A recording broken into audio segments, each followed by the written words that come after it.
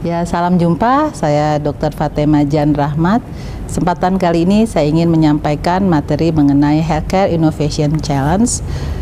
Tantangan saat ini bagi rumah sakit di Indonesia, yang pertama adalah penerapan jaminan kesehatan nasional yang dilaksanakan oleh Badan Penyelenggara Jaminan Sosial, yaitu BPJS. Yang kedua adalah mengenai MEA, yaitu Masyarakat Ekonomi ASEAN. BPJS mengelola hampir keseluruhan dari warga negara Indonesia yang sudah mengikuti program asuransi ini, yaitu lebih daripada 120 juta warga negara Indonesia. Jadi BPJS merupakan one point of contact bagi rumah sakit.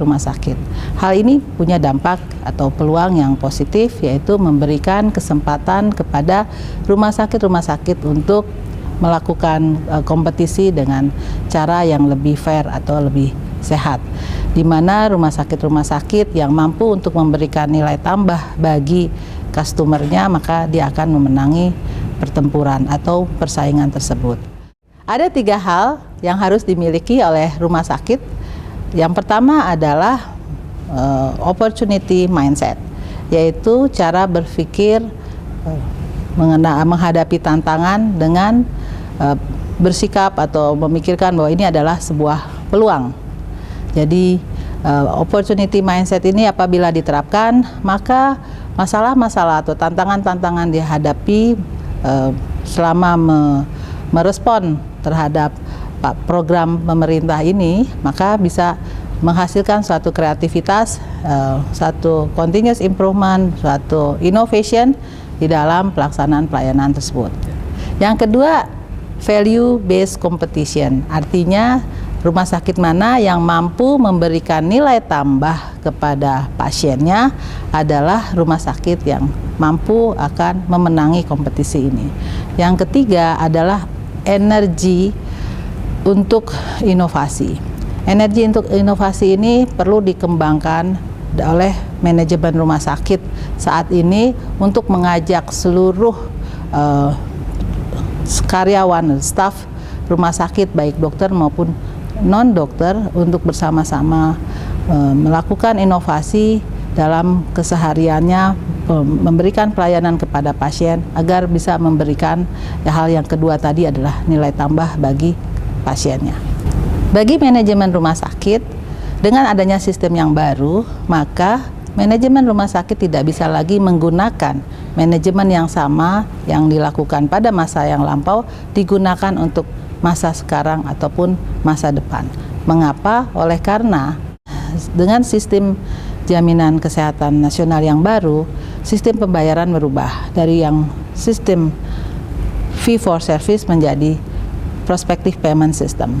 Artinya bahwa manajemen harus bisa merespon terhadap enabler atau faktor-faktor yang mendukung bisa dilaksanakan sistem penggunaan INA-CBG. Terdapat 4 elemen di dalam sistem pembayaran INA-CBG.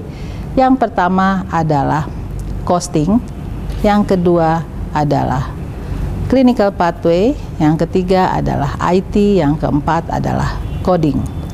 Costing adalah satu proses pendokumentasian pembiayaan dari pasien masuk sampai pasien pulang, dan ini memerlukan sebuah manajemen yang disiplin, teratur di dalam mengkolek seluruh biaya yang diberikan kepada pasien. Yang kedua adalah clinical pathway. Clinical pathway adalah perencanaan perawatan pasien mulai dari pasien masuk sampai pasien keluar. Clinical pathway ini cukup sulit untuk diimplementasikan, tetapi rumah sakit yang dapat mengimplementasikan clinical pathway ini, berarti rumah sakit itu akan bisa mendapatkan efisiensi dari perawatan pasien. Yang ketiga adalah IT yang perlu dikembangkan, dan selama 1 tahun rumah sakit diharapkan bisa mengembangkan program IT untuk memenuhi baik untuk manajemen pasien maupun untuk manajemen penagihan. Yang terakhir adalah coding, yaitu proses yang sangat kritikal di mana coding adalah merupakan pembuatan kode dari diagnosis primer maupun diagnosis sekunder yang kemudian dimasukkan ke dalam ICD-10 dan ICD-9-CM yang kemudian digruper dan kemudian akan keluar tarif INA-CBG. Keempat elemen INA-CBG ini merupakan keempat elemen penting yang harus di-manage oleh manajemen rumah sakit agar seluruh proses pelayanan pasien BPJS dan penagihan rumah sakit ke BPJS menjadi lancar.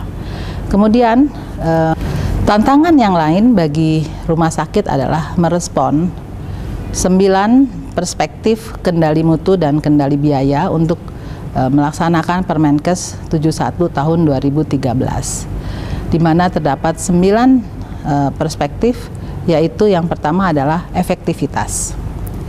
Efektivitas di dalam perspektif ini yaitu bagaimana rumah sakit memberikan pengobatan kepada pasien sesuai dengan evidence-based medicine. Kemudian keamanan pasien.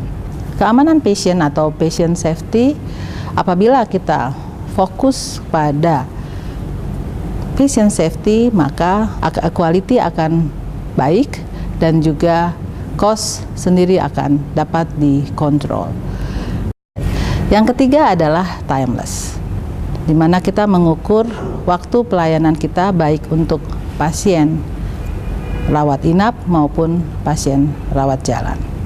Kita perlu untuk memanage lead time, yaitu pelayanan pasien mulai dari pasien datang sampai pasien pulang untuk pasien dirawat inap, sedangkan dari pasien datang sampai ketemu dokter dan mendapat obat untuk dirawat jalan. Di dalam proses pelayanan pasien ada waktu yang digunakan untuk proses dan juga ada waktu yang untuk digunakan untuk operasional yang disebut dengan cycle time. Yang keempat adalah patient centeredness, yaitu pelayanan yang berfokus kepada pasien.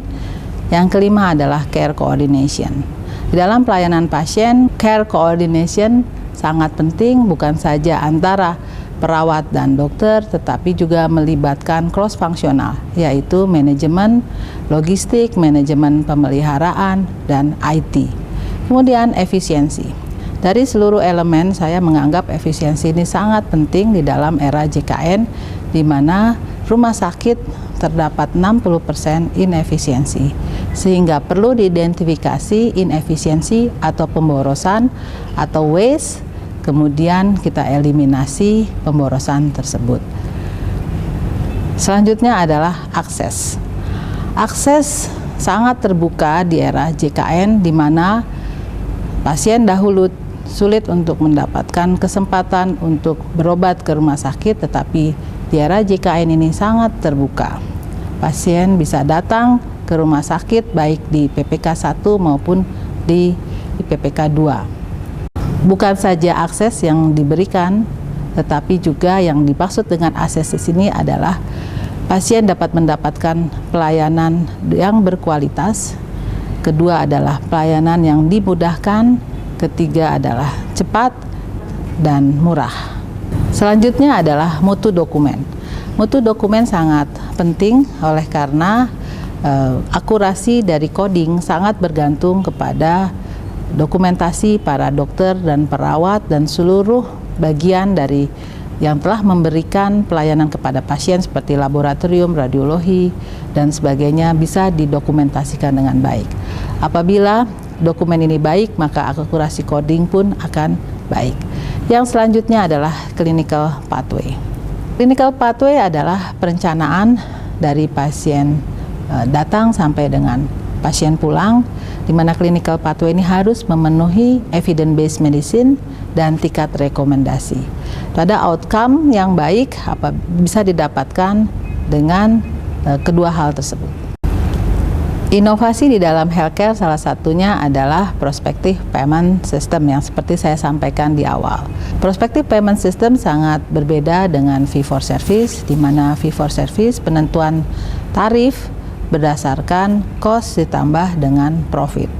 Sementara sistem yang baru ini mengharapkan rumah sakit dapat beroperasional di bawah tarif yang ditentukan, sehingga profit didapatkan dari tarif dikurang dengan cost, yaitu efisiensi. Seperti yang saya sampaikan bahwa efisiensi adalah sangat penting di dalam era JKN ini, baik efisiensi terhadap variable cost maupun dari overhead cost. Selain itu, manajemen rumah sakit juga menghadapi tantangan disparitas tarif, di mana tarif kelas A cukup berbeda dengan kelas B, C, dan D, sehingga diperlukan inovasi di dalam menghadapi disparitas tarif ini. Selain disparitas tarif, manajemen rumah sakit juga menghadapi adanya kasus-kasus yang thumbs up, yaitu kasus-kasus di mana dibayar lebih tinggi daripada tarif rumah sakit atau biaya rumah sakit. Sementara ada kasus-kasus yang dibayarnya lebih rendah atau thumbs down, yaitu tarif yang dibayarkan oleh INA-CBJ lebih kecil daripada tarif rumah sakit. Tantangan yang lain bagi manajemen rumah sakit adanya bolus pasien yang akan dilakukan operasi di tiap rumah sakit. Seringkali kita mendengar bahwa antrian operasi di rumah sakit sudah sangat panjang. Ini akan dialami oleh karena adanya peningkatan pasien yang sangat drastis, ya, sehingga manajemen di kamar bedah juga berubah. Pertama adalah mengenai penjadwalan operasi, tentunya akan berubah. Yang kedua adalah bed management. Yang ketiga adalah koordinasi atau teamwork antara kamar operasi, poliklinik, para dokter dan ruang perawatan, dan juga manajemen admission, yaitu mendapatkan kamar dari pasien yang telah dijadwalkan.